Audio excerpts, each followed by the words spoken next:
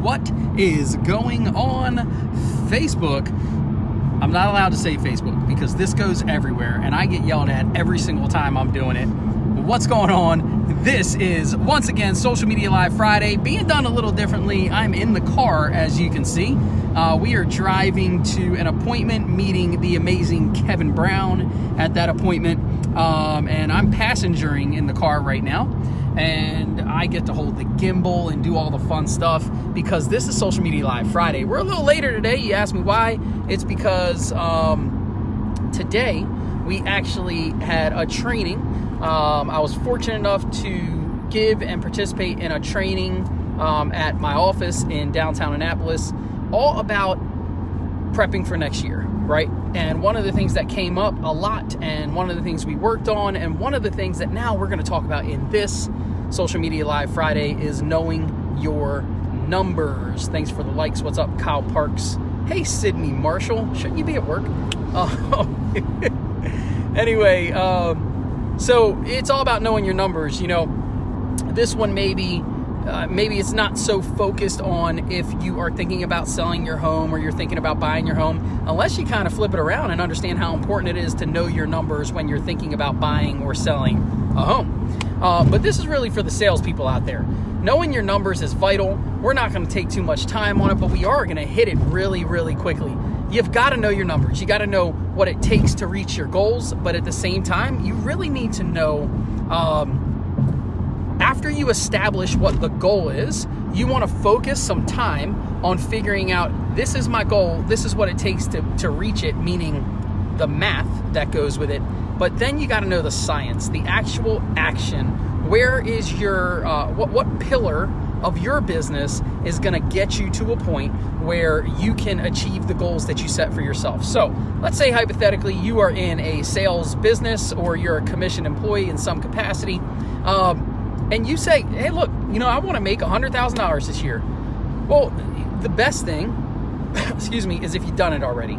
If you've done it already, the best and the easiest thing for me is to go back to my previous year and figure out, based on last year, I reached this year's goal by doing X, Y, and Z. Now, I know that's not super detailed, but it depends on your field.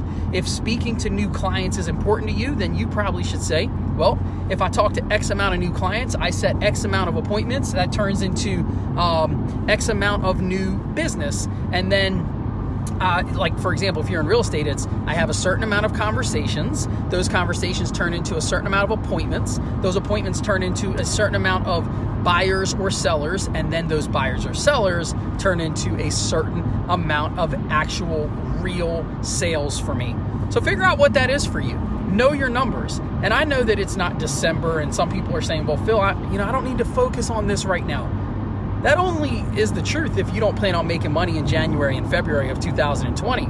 The truth is, if you want to make money in January and February of 2020, you should start thinking about your sales right now. You should start thinking about what you're going to do to generate those appointments, to get those new clients. Because I'm going to tell you this, what is the activity you need to do that is going to get you in a position to actually allow you to work through your numbers and reach your goal. Now, one thing we did today, and I think this is really awesome, I encourage you to do it, is break down your goals according to every single month of the year. Break down your goal according to every single, what's going on here? Let's see. My gimbal, oh no, I shouldn't have done that.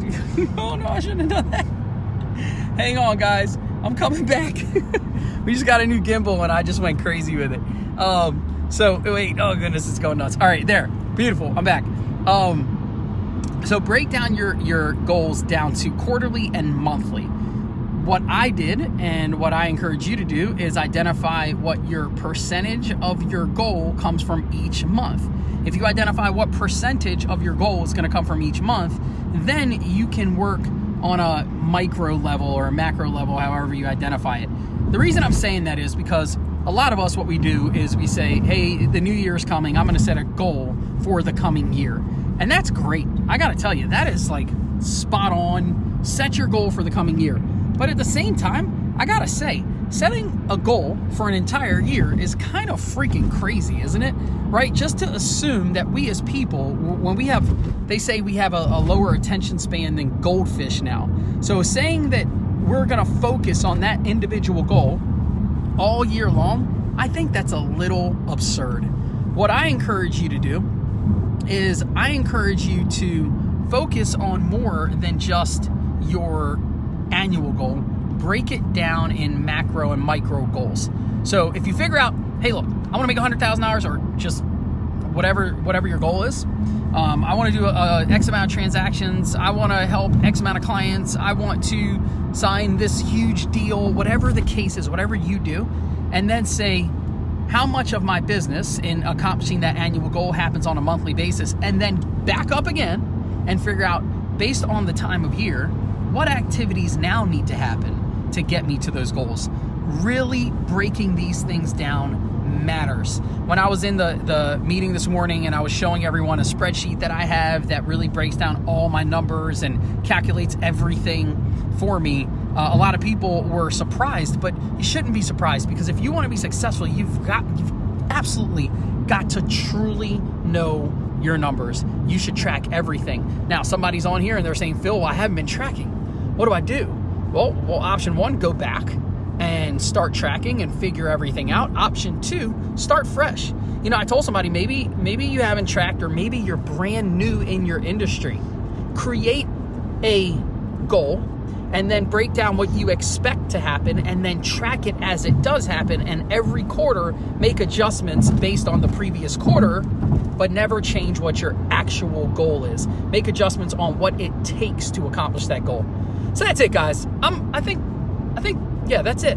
I think we're going to leave it at that, because I don't want to get too crazy in this. I just want everybody to understand that now more than ever, knowing your numbers are going to matter. Now more than ever, tracking everything is going to matter. If you want to accomplish your goals, you've got to put a great plan in place. And the plan is the numbers. It's the goal.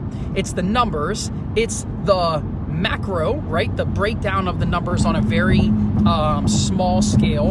And then it's the how to accomplish the goal each, in our case, month, based on the month we're in. So I hope this helps, guys. And hey, Chris, thanks a lot. Chris said, I love your videos, always positive vibe. Hey, I appreciate it. Definitely appreciate it. Anyhow, have a fantastic day. This is Social Media Live Friday, a little bit of a different way. We love you. We'll see you soon. Bye.